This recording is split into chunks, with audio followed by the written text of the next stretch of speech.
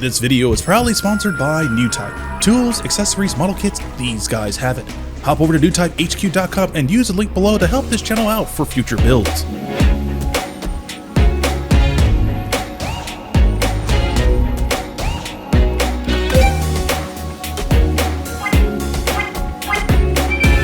Never in my wildest dreams I would have ever imagined doing a product review on this channel, yet alone doing something that's on paints. But since the good folks from Newtype HQ were generous enough to send me a brand new set of paints, why not do something special for this company that actually makes a really good product? What's going on, you dudes and dudettes? It's your boy Otaku Builder, and I want to shed some light on this really cool company called Kustom Series Paints. You know, the little dude that's just as good as everyone else. And pretty much the paints I want to focus all my attention on are the metallic based paints. Now, they were generous enough to give me like 3: copper, gold, and I believe that one was gunmetal, or was it chromical metal? I don't remember the two, but anyway, I want to focus on particularly the chrome paint. Now, what would be a great candidate to really pull off that metallic look, yet alone that looks really cool? And thus, we're going to be using my good old boy, the Mandalorian Beskar edition. Now, I've been wanting to get this model kit for quite some time, but since Disney was selling this guy for like almost $50 to $70, I thought right now would be a good chance to try this out. So as you can see here, I've already taken the liberty of actually cutting out all the runners and getting them ready. And as you can see from the actual metallic surface that comes with these kits, there's nothing really special. I know Bandai has 2 different variants of this one, but this one's just the base one that will actually be great to pull off that nice chromatic look. And I think at the same time would really make things look really cool if it's done correctly. Now, the paints I'm going to be primarily using is this particular one. It's going to be called Super Chrome. Now, this process, like I'll mention at the very end of the video, it's very extensive because when you use this product, you have to make sure that your airbrush is at the right kind of PSI settings. Me personally, I like to keep it between 25 to 30 PSI, but this requires you to put it on a lower setting, which isn't a problem. And at the same time, it's always helpful to read these instructions when you're using this product because you might make mistakes down the road, which I have many times. So to help accelerate the process to put it on multiple layers, I'm using my hair dryer and my tried and true fashion, my good old airbrush. Now, it does not matter what airbrush you use. Any one airbrush is like around $20, $50 to even $100. Any airbrush will do.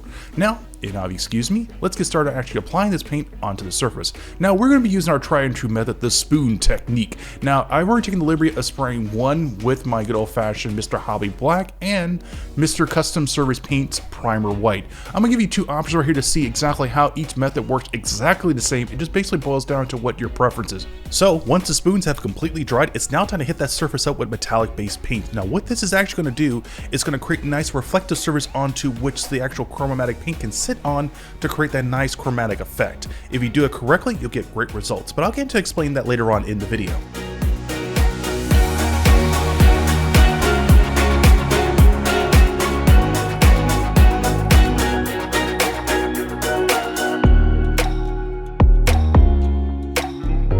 So now that the celestial spoons have finally dried, it's now time to hit this area with the nice super chrome paint. Now, before you use this pot, make sure you have a proper area that's well ventilated, and at the same time, always have a spare respirator at hand. This stuff is really nasty for your lungs, and I would strongly advise you to wear a proper respirator because this stuff has metallic flakes that can actually get into your lungs and do some serious harm.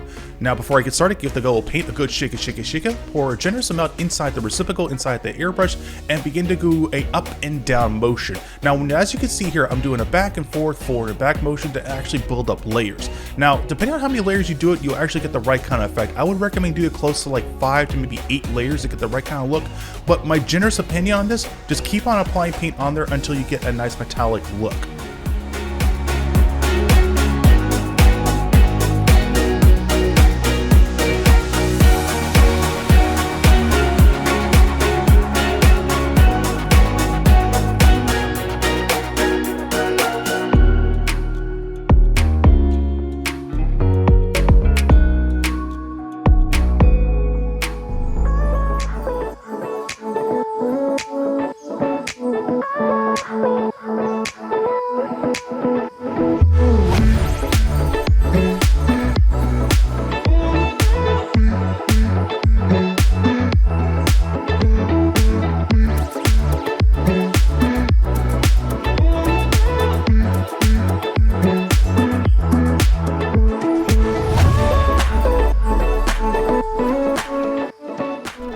So as you can see here, regardless if you're using the primary paint from Custom Service Paint or Mr. Hobby, you're going to still get the exact same results, which is absolutely great. But here comes the most crucial part of this project, and that is actually putting a protective coat on there. When you put a protective coat onto a spoon, in this case, it's actually going to drastically reduce the reflective shine. But I need to stack up the paint layer a little bit more because I don't like that weird sparkling twinkling effect that you would get from spoon B versus spoon A. As you can see here, I already layered it up on spoon A to help reduce that twinkling effect, and the results are actually really good. As you can see here, you're still getting that nice chromatic mirror effect from both sides, but with the spoon on the left, it's actually slightly desaturated due to the fact you applying a actual protective coat. So if you like this option, put the protective coat. If you don't like this option, go with option B, but you have been warned, if you don't put anything to protect the paint, it will chip and flake over time.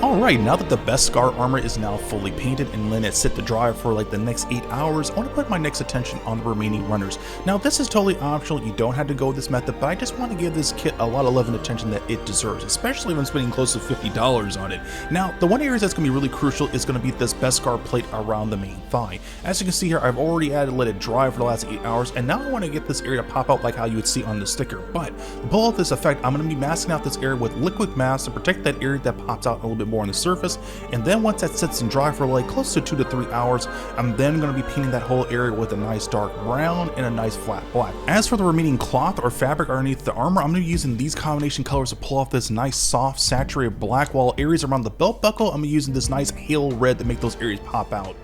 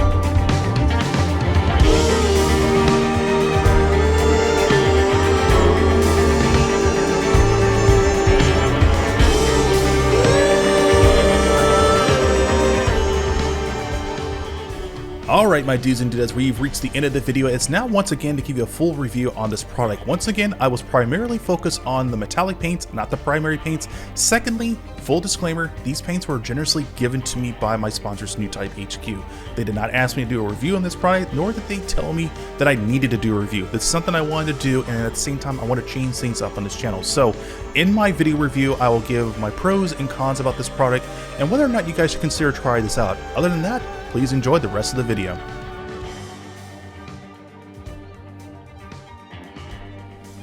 Yeah, my goodness, it has been quite an adventure for the last 2.5 weeks, my dudes and dudettes. So thank you guys so much for watching this video. I want to give you guys my honest opinion on this particular product. I'm going to be focusing more on the metallic based paints instead of the acrylic ones. I'll focus on that later on in the future, but right now I want to put all my love and attention into this particular paint. Now, full disclaimer, these paints were generously given to me by my sponsors from Newtype HQ. Once again, thank you guys so much for sending these paints out. I had a blast working with it.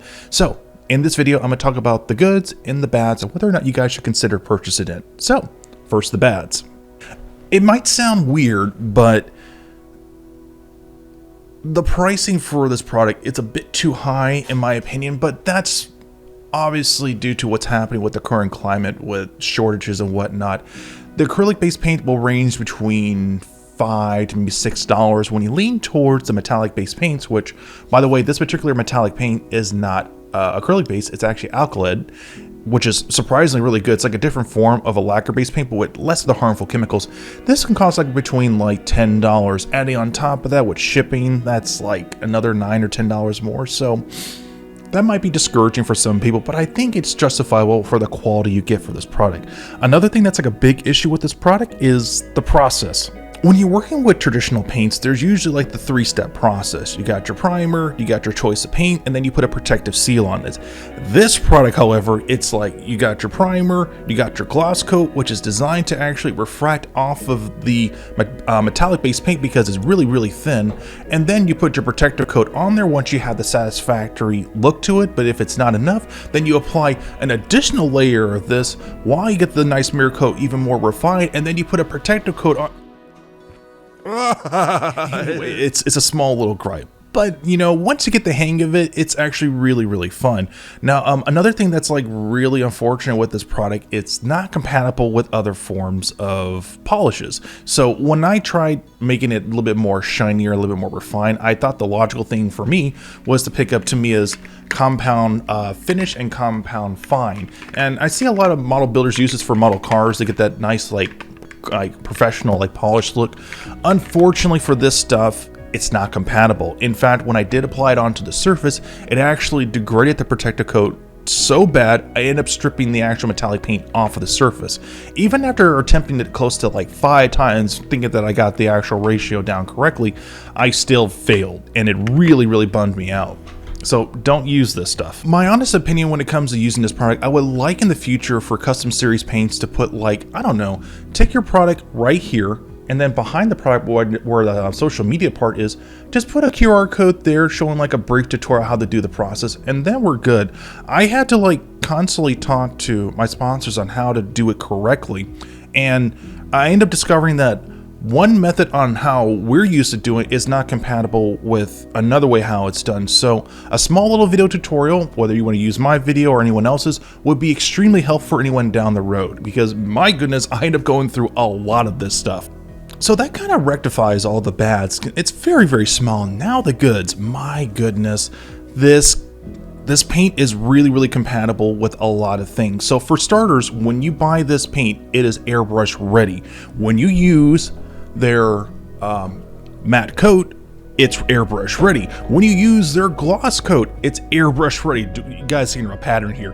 When you use their primer, it is airbrush ready. And I love this primer because for me that have been struggling for many, many months and years trying to lean away from using an aerosol can, leaning down to going back to using something that's already ready to go in a bottle, it's such a refreshing feeling because the primer for this product is actually really, really good. Now, it does take a while for it to dry from time to time, but a good old hair dryer will get that problem fixed easily.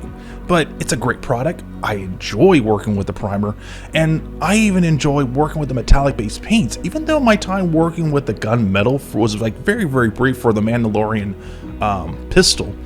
The actual look you pull off for the chromatic effect on the helmet is so beautiful. I had so much fun just trying to figure out how to make it super reflective and not too reflective, and making sure it's captured beautifully on the camera and also on photos. I mean, I took a lot of photos of this product, just making sure I got the right kind of look, and the process on that, which by the way, like I mentioned in the video, it was stressful.